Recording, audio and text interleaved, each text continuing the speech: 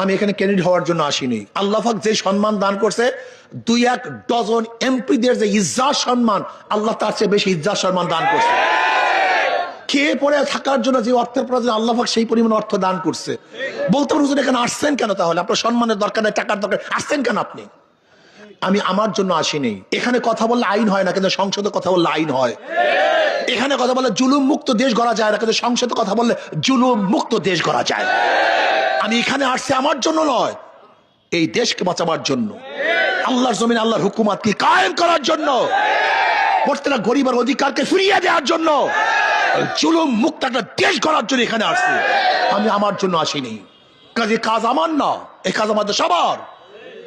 যদি মনে করেন হুজুর সংসদে গেলে বোবার মতো বসিয়া থাকবে, কথা বলতে পারবে না, আমাকে ভোট দেয়া আপনাদের ঠিক হবে না, কারণ বোবা ফাটায় লাভটা কি?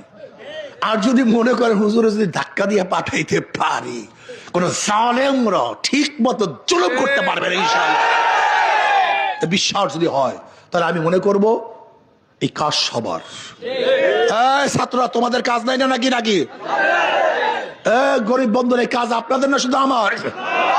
এই হিন্দু বাবারা যারা পিছনে আছে, হিন্দু আমি 2-1 জন দেখছো এই যে পিছনে আছে, এই কাজ আমাদের সবার, কথা ঠিক না?